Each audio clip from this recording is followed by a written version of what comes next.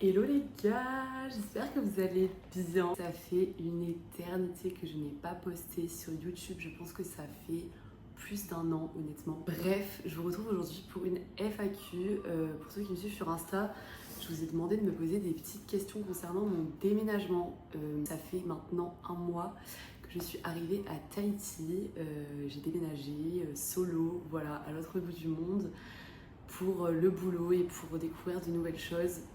Donc voilà, aujourd'hui on se retrouve pour une petite vidéo posée, tranquille, pour que je réponde un petit peu à toutes vos questions. Je pense que ça peut toujours être intéressant. La première question, c'est est-ce que tu as eu du mal à trouver un travail? Alors, il y a des poulets partout, c'est l'enfer. Donc vous inquiétez pas si vous entendez des coqs, c'est totalement normal. Bref, donc est-ce que j'ai eu du mal à trouver un travail? Alors, j'ai trouvé du travail très rapidement. Après, du coup, moi je travaille dans le domaine médical, je suis infirmière. J'avais aussi postulé dans quelques restos, mais il faut savoir qu'ici, on va dire qu'il y a la protection de l'emploi local. C'est-à-dire qu'il y a plein de domaines dans lesquels tu peux pas forcément travailler si tu viens de métropole parce qu'ils priorisent les gens qui sont nés ici, qui vivent ici, qui ont fait leurs études ici, etc. Mais c'est pas le cas dans le domaine médical et du coup, c'est vrai que moi j'ai eu de la chance, j'ai vraiment trouvé du boulot rapidement. Alors, pour le moment, moi je suis en CDD dans une clinique. Je viens de trouver le travail, j'ai commencé il y a 2 jours. Et voilà, franchement, j'ai trouvé hyper facilement. Enfin, je sais pas trop quoi vous dire, mais c'est pas forcément représentatif parce que, encore une fois, je travaille dans un milieu où il y a beaucoup de besoins. Donc voilà, pour ma part, ça a été assez simple. Mais après, je le vois aussi dans mon entourage, dans les gens que j'ai rencontrés ici. Globalement, les gens n'ont pas eu trop de difficultés à trouver du travail. Après, quand tu viens ici pour emménager, il faut quand même prévoir un peu d'argent de côté parce que, voilà, il faut quand même pouvoir vivre. La vie est quand même un peu chère. Donc voilà. Du coup, en parlant, on m'a demandé comment était le coût de la vie ici. Écoutez, c'est très cher. En vrai, on va pas se mentir. Bon, après moi, j'ai jamais vécu seule. J'ai toujours vécu chez mes parents quand j'étais en France.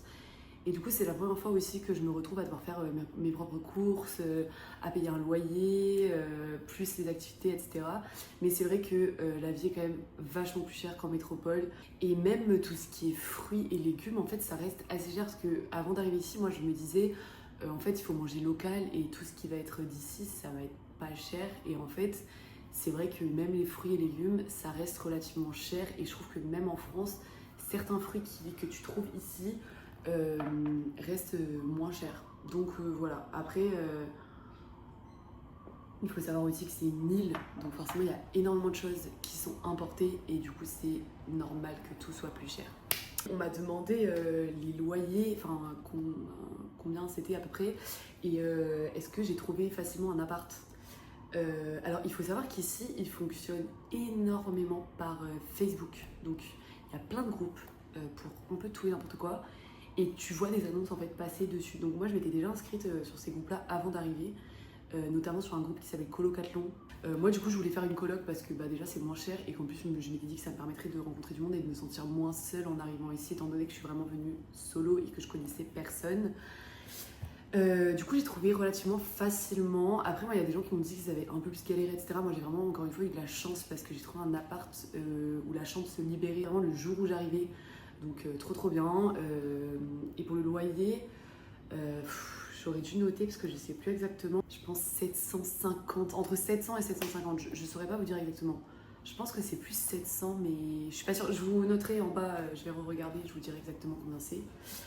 Mais du coup voilà, moi j'ai trouvé hyper facilement et en vrai c'est quand même relativement facile je pense de trouver globalement parce qu'il y a énormément de départs, d'arrivées, donc il y a des colocs qui se libèrent, enfin voilà. Ensuite, question, est-ce que tu taffes comme infirmière? Du coup, j'y ai déjà répondu tout à l'heure. Oui, à la base, je cherchais pas forcément que infirmière parce que j'ai aussi fait de la restauration quand j'étais en France et c'est un truc que j'adore. Mais du coup, là, j'ai eu cette opportunité-là et du coup, pour le moment, infirmière et c'est très cool. Donc, on verra après ce que je fais à la fin de mon CDD. Mais je pense que je continuerai dans ce domaine-là. Voilà. Comment tu as fait pour trouver un taf? Bon, du coup, je crois que j'ai un peu répondu aussi tout à l'heure, mais je pense que la question elle englobe aussi les démarches pour du coup travailler comme infirmière. Je vais répondre aussi à ça, ça n'intéressera pas forcément tout le monde, mais en gros, du coup, déjà juste pour trouver un travail, moi je suis allée déposer mes CV. Franchement, c'est que comme ça que ça marche. Tu vas dans les cliniques, tu déposes tes CV lettre de motivation s'il y a besoin. Voilà, et pour ce qui est démarche, en fait, il faut savoir qu'en France, quand tu travailles comme infirmière, tu es inscrite à un truc qui s'appelle l'ordre national. Et en fait, en Polynésie, c'est pas le même. Du coup, pour venir travailler ici, moi, il a fallu que je me radie de l'ordre national français pour m'inscrire à Sud Polynésie. C'est vraiment hyper rapide, hein, ça prend 5 minutes, mais c'est important de le faire. Et en fait, une fois que je suis arrivée ici, il a fallu que j'aille me présenter à l'ARAS. Je saurais pas vous dire ce que ça signifie, je vous le noterai en dessous. Mais en fait, il faut aller faire reconnaître ton diplôme là-bas, donc tu leur amènes le diplôme. Il me semble, moi je sais que j'ai amené mon diplôme original et il me semble que c'est obligatoire.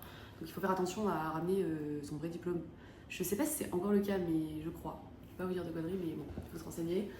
Mais en tout cas, il faut amener son diplôme et là en fait, il t'enregistre à la RAS et ton diplôme est reconnu en Polynésie. Et après ça, il faut du coup s'inscrire à l'ordre national de Polynésie. Voilà. Ensuite, on m'a demandé qu'est-ce qui a motivé ton départ. Honnêtement, c'est une très bonne question.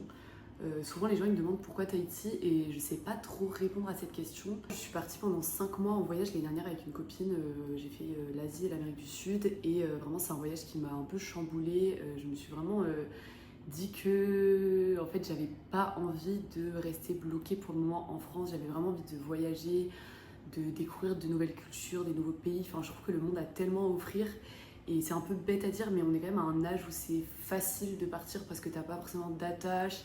En tout cas, moi je sais que c'est mon cas, mes parents sont en bonne santé, mes frères et sœurs aussi. Enfin, j'ai pas vraiment de choses qui me retiennent en France. Et après, moi j'ai toujours eu ce caractère un peu aventurier. Il m'énerve le coq. Je disais, je sais pas, j'ai envie en fait de voyager, découvrir plein de trucs. Je suis hyper ouverte aux autres, hyper sociable, etc. Et du coup, en fait, quand je suis rentrée de mon voyage, ça a été un peu compliqué.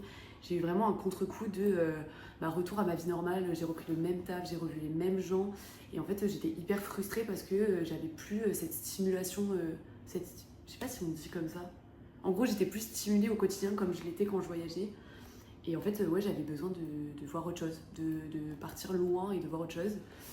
Et du coup, c'est un peu pour ça que je suis partie. Ça faisait longtemps en vrai que tu pensais, même avant mon voyage, je m'étais dit que j'aimerais partir travailler sur une île, comme j'ai un diplôme qui me permet de bosser un peu partout, c'est cool. Désolée, je bois du café, il faut que je me réveille. Donc voilà. Ensuite, on m'a demandé comment tu vis la distance. Bon, du coup, comme je vous l'ai déjà dit, je suis partie seule. Et il y a quand même 12 heures de décalage horaire, on est à plus de 15 000 km de la France, bref, c'est quand même une sacrée distance. Comment je le vis? Écoutez, pour le moment, très bien. En fait, c'est quand même un peu difficile de réaliser que je suis là pour le long terme. Enfin, comme c'est la première fois que je pars m'installer loin, seule. Enfin, je suis déjà partie en voyage pendant longtemps, mais j'avais une date de retour et tout. Là, c'est quand même très différent. Et en fait, c'est tellement paradisiaque, j'ai tellement une vie différente de ce que j'avais avant que j'ai un peu de mal, je pense, à réaliser que je vais pas rentrer demain en France. Là, je commence un petit peu à réaliser parce que j'ai trouvé un boulot et que du coup, j'ai une petite routine qui commence à s'installer. Mais c'est vrai que pour le moment, je le vis bien. En plus, on a quand même la chance aujourd'hui, grâce au téléphone, de pouvoir s'appeler en FaceTime, etc. Donc je trouve que ça rapproche quand même. Après, je pense qu'il y a des moments qui vont être plus compliqués que d'autres et c'est normal. Là, je sais qu'il y a l'été qui arrive, mes potes ils vont faire des trucs ensemble, ma famille vont tous se retrouver et je serai pas là. C'est la première fois que je suis pas là en plus pendant un été, donc je pense que ça va me faire un peu bizarre par moment. Je sais qu'il va y avoir des événements importants au sein de ma famille, même de mes amis, etc. et que je serai pas présente, donc je sais que c'est des moments où ça va être peut-être un peu plus compliqué, même pour les fêtes, Noël, etc. Mais ça fait partie du jeu et je sais que j'ai déjà rencontré plein de personnes ici, je vais encore en rencontrer d'autres. Donc je sais que ma vie maintenant c'est ici en tout cas pour les prochains mois et voilà, j'essaye de pas... Enfin je trouve que c'est important de vivre à fond cette expérience sans me focaliser sur le fait que ma famille me manque, mes amis me manquent. Bien sûr que c'est le cas, il y a des moments où j'aimerais trop qu'ils soient là parce que je vis des trucs de ouf et que je me dis j'aimerais tellement partager ça avec eux. Mais ils sont pas là, c'est comme ça, et il faut que je profite de ce moment et de la chance que j'ai d'être ici, quoi. Donc voilà. Après, on m'a demandé comment est la vie et est-ce qu'il y a une grosse différence avec la métropole. Du coup, la question, elle est un peu vaste, je trouve, mais oui, oui, forcément, il y a une énorme différence avec la métropole. En plus, moi, je viens de région parisienne. Donc, en fait, déjà, à partir du moment où tu me mets des palmiers, des cocotiers et la mer, il n'y a rien à voir avec la vie que j'avais avant. Mes activités, aujourd'hui, c'est... bon, alors, je continue à aller à la salle comme je le fais en France, mais sinon, mes activités, c'est des randonnées, du surf, de la plongée, du snorkeling. Enfin, oui, en fait, c'est hyper différent. Déjà parce que les gens sont différents. Ici, en Polynésie, déjà, tout le monde se tutoie. Ça, c'est un truc dont on n'a pas du tout l'habitude en France. Enfin, quand on connaît pas les gens, ou même quand il y a une différence de hiérarchie, etc., forcément, on se vous voit. Ici, c'est pas le cas. Tout le monde se tutoie, que tu te connaisses ou non, que ce soit ton supérieur ou non. Et ça, je trouve que c'est hyper cool. Enfin, ça facilite vachement l'échange avec les gens. Donc voilà, après la Polynésie c'est une île où la culture polynésienne est encore hyper imprégnée. Il y a des danses, il y a des costumes, il y a des chants tout le temps, c'est trop bien, il y a des événements, etc. Là le week-end dernier j'étais au Te Moana Day, c'était la journée internationale de l'océan, c'était incroyable. Enfin, tu vois que les Polynésiens ils adorent leur pays, ils adorent leur culture, etc. Enfin bref. Donc oui, enfin je pourrais passer des heures en vrai à parler des différences entre la Polynésie et la métropole. Peut-être que j'en ferai une autre vidéo plus tard quand ça fera plus longtemps que je serai là, etc. Mais globalement, oui, c'est hyper différent. Enfin, ouais, c'est pas comparable en fait, c'est pas du tout comparable. Et la vie est belle ici. Elle était aussi à Paris, mais franchement, il n'y a pas de prise de tête. Tout est beau, il y a du soleil, même quand il pleut, c'est génial. Enfin, il y a plein d'activités à faire qu'il n'y avait pas en France forcément. Et bref, c'est génial quoi. Et ensuite, une autre question, donc c'est la dernière question à vrai dire. On m'a demandé combien de temps j'allais rester. Je sais pas. Franchement, je sais pas du tout. Moi, je suis vraiment arrivée ici avec seulement un billet aller et je suis arrivée ici aussi en me disant il n'y a pas de pression, il n'y a pas de prise de tête. Si ça ne te plaît pas, tu te barres. Si ça te plaît, tu restes. Si tu trouves pas de boulot, tu vas ailleurs. Enfin, vraiment, genre, je suis pas arrivée avec un objectif de rester tant de temps, de trouver tel travail ou... Enfin, vraiment, je me mettais pas du tout la pression là-dessus. Après, moi je projette de rester minimum 1 an ici, donc minimum jusqu'à juin, juillet 2026, donc même un peu plus d'1 an. Encore une fois, c'est pas quelque chose qui est arrêté. Peut-être que je partirai avant, peut-être que je rentrerai en France seulement pour l'été 2026 pour revenir ici après ou pour revoyager ailleurs. Honnêtement, je me vois pas du tout vivre en France pour le moment.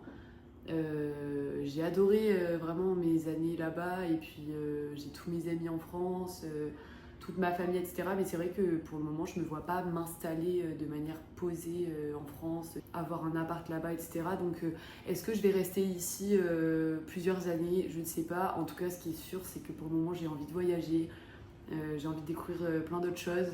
Donc je pense que je rentrerai en France dans 1 an, dans tous les cas, pour voir ma famille, etc., mes amis. Mais j'ai prévu de rester loin de la France pendant encore un petit moment, je pense. Voilà, j'espère que j'aurai répondu un petit peu à toutes vos questions. En tout cas, ça m'a fait trop plaisir de discuter avec vous. Enfin, moi, j'ai parlé toute seule, mais de répondre à vos questions. Peut-être que je referai une autre vidéo bientôt, un petit vlog ou quelque chose comme ça. Je promets rien parce que à chaque fois que je dis que je vais poster des vidéos, je le fais pas. Donc je préfère le faire quand j'en ai vraiment l'envie. Là, j'avoue que j'avais envie de faire une petite vidéo, donc je l'ai fait, mais il y a pas, enfin, je me mets pas de pression en mode il faut que je poste toutes les semaines, etc. Donc voilà, peut-être à bientôt, peut-être qu'on se reverra que dans 1 an et que je serai ailleurs, mais en tout cas, ça m'a fait trop plaisir de faire cette petite vidéo. N'hésitez pas à répondre à commenter si vous avez d'autres questions ou s'il y a des choses auxquelles j'ai mal répondu, voilà. Et à ce moment-là, j'essaierai de vous répondre au mieux. En tout cas, voilà, j'espère que cette petite vidéo vous a plu et je vous fais des gros bisous. Salut!